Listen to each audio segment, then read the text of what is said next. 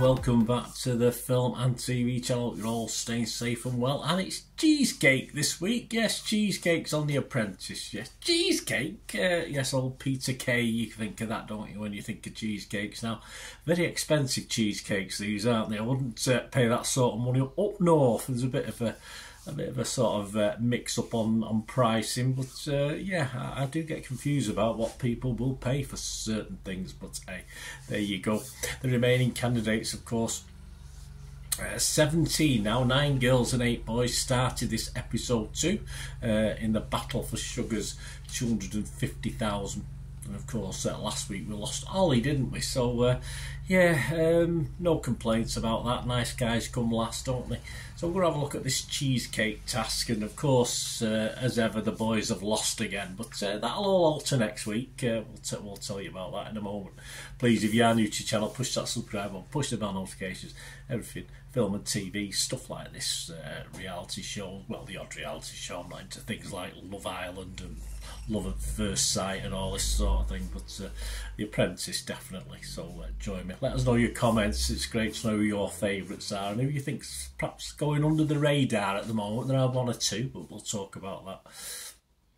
To leave us your comments. I will respond or give you a thumbs up, and you give this little thumbs up for The Apprentice series. Is it 18? Series 18. If you can do that for me, give that a thumbs up and give me a thumbs up as well. That'd be much appreciated. Right, as we do, we'll just have a quick look how the boys did this week compared to last week as well. Of course, in the boardroom, the boys did make a profit this week of about 485 quid, and the girls made 734. So a good spanking again for the boys. They lost out. It's every season it seems to be the girls always win, but perhaps it's just clever, simple as that. So let's have a look at well, yeah, we'll start with the girls actually. Let's look at the girls, how they did, because they're the ones who are sort of pushing the boundaries at the moment and looking very, very good. Only 2 weeks in, so things can change, of course. Amina was an interesting one. Yeah, she wasn't very much in episode 1, and she's still keeping her head down in episode 2, I thought, as well. But let's move on to someone who didn't keep her head down for this episode. That was Flo. Yeah, I mean, she flitted briefly in and out episode 1, but she came out of episode 2 very, very well. She took it upon herself, of course, to charge a little bit more than the PM wanted for those cheesecakes, and it worked out pretty well with the client. Thanks mainly to a delicious cake, but we'll talk about that as well in a moment, because that was more luck than judgment, I think. And she wasn't afraid to tell a cringy lie or two. She makes you go on about a staff and the wages to pay and stuff like this. So you get the pity part, but it makes as we know from listening to the London Dutch and a couple of the guys who represented them, it made them feel a bit sorry and made them pay a little bit more. So hey, it worked. And she has become, I think Flo's become my top girl at the moment. She's my best girl. I've got a couple up there, but she's certainly leaped up to the top.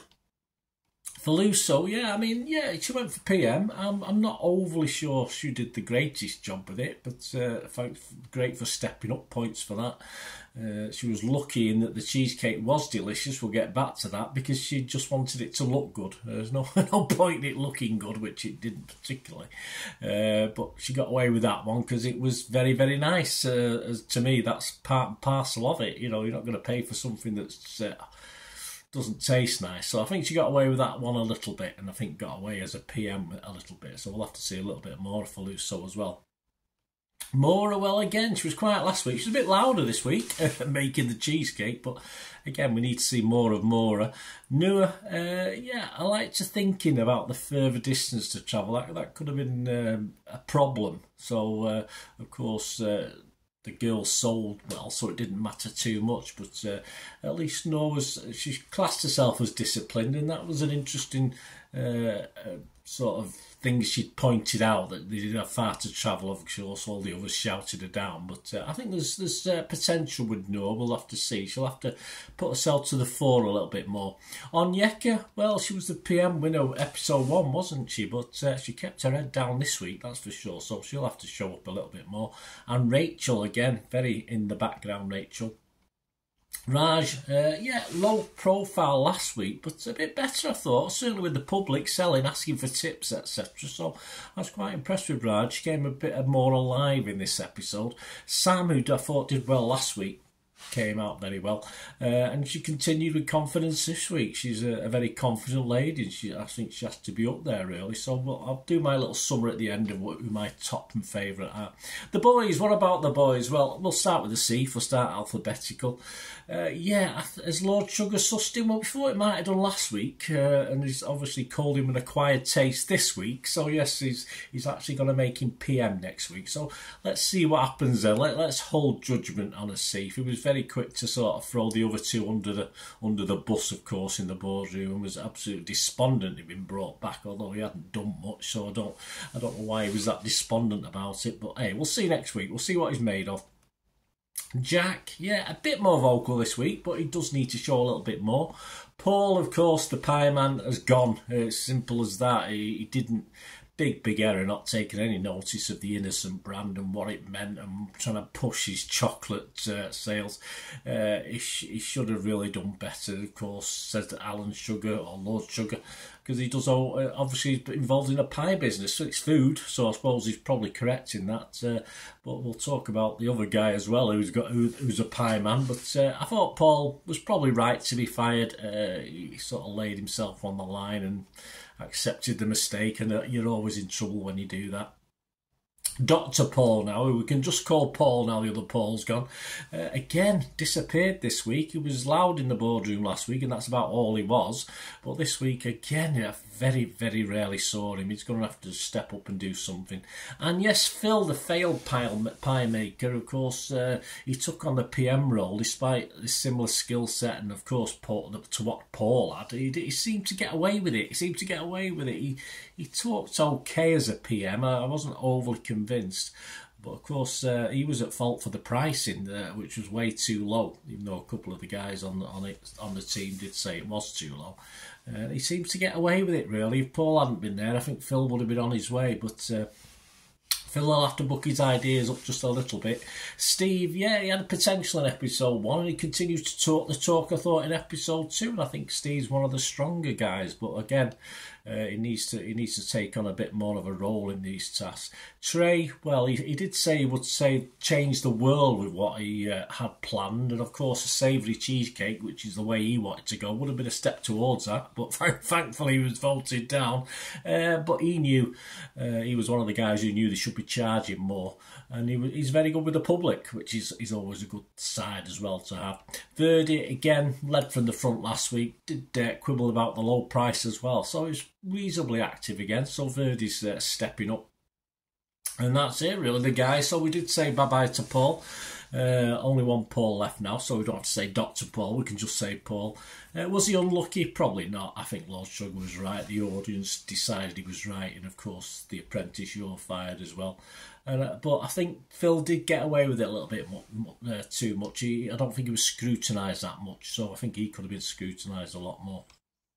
So that sums up, to sum up, my favourites based on what we've seen after 2 episodes. Top girls, probably Flo is my top girl. You got Sam and Filoso. Potential Raj and Noor, but we'll have to see a bit more. Low profile, strangely, after that PM thing. Low profile from Onyeka. And definitely still we need to see something from. And they've been sort of coasting along on the coattails of victory at the moment. Amina, Maura and Rachel, I think we have to see a lot more of in the coming weeks. And the boys, well, top boys for me, Steve and Trey at the moment I quite like. Potential Jack, I think Jack can talk a good game. Phil, who was lucky not to come under more scrutiny, I thought, as PM, but he talks a good game. Verdi still very willing to chip in. Azif, well, we'll see what he's made of next week. We'll have more to say on Azif next week. And of course, a low profile, not really doing too much, is Dr. Paul, or Paul we'll call him now, who didn't do really anything this week. Very poor. So next week it's virtual escape rooms, so that should be fun, and the teams will be split into boys and girls, so they will be mixed up next week, because obviously we've seen in the trailer that the boys and girls are working together, so at least some boys will get on the winning side next week and don't have to go to the Bridge Cafe after the actual episode. So let me know your thoughts, guys. Let me know your favourites. Do they differ to mine at the moment? Of course, when we get down to the last 10, I usually do a top 10, but at the moment it's just you know, who's got potential, who's up there, and who's sort of going under the radar. So let me know your thoughts. As I say, no surprise, 2 episodes, 2 wins for the girls, and thankfully some boys will actually taste victory next week, because as I said, they're mixing the teams up. Let me know what you thought, guys. Anyway, great to hear your views and comments. Thanks for watching. Until we meet again, that's one thing, don't I? Please stay safe, everyone. Bye for now.